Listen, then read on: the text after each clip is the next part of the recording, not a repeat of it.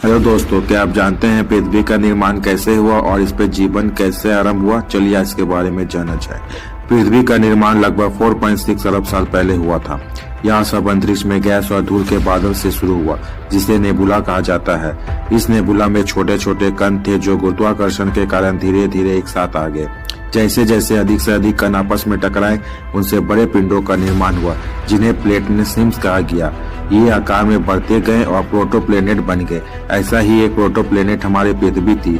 समय के साथ प्रोटोप्लेनेट पृथ्वी पर अन्य अंतरिक्ष चट्टानों में बमबारी होती रही, जिसमें तीव्र गर्मी पैदा हुई।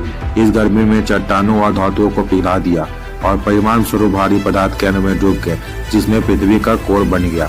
हल्के पदार्थ ऊपर तैर गए और पृथ्वी की पपड़ी का निर्माण हुआ। पृथ्वी की सतह के ठंडा होने के बाद लाखों सालों तक बारिश होने लगी। इस बारिश से महासागर बने और पृथ्वी का वायुमंडल भी बना।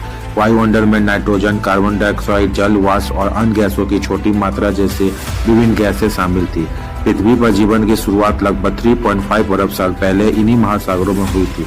जीवन के सरल रूप जैसे बैक्टीरिया नामक एक कोशिकाएं जीव इस सबसे पहले यही दिखाई दिए। ये जीव जल में जीवित रहने और बढ़ने में सक्षम थे। लंबे समय से ये सरल जीवन रूप विकसित हुए और अधिक जटिल हो गए।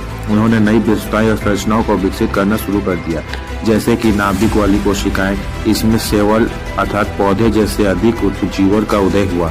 समय बीतने के साथ इन प्रारंभिक जीवों से जानवरों का विकास हुआ।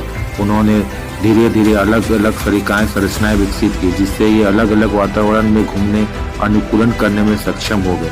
छोटे और सरल जीवों से अधिक जटिल जानवर उत्पन्न हुए, जिसमें मछलियां, स्तनधारी अर्थात मनुष्य शामिल हुए। इस विकासवादी प्रक्रिया के दौरान पर्यावरण में परिवर्तन, संसाधनों के लिए प्रतिस्पर्धा, अनुवांशिक उत्पत्ति जैसे विभिन्न कारकों ने पृथ्वी पर जीवन की विविधता को आकार देने में भूमिका निभाई।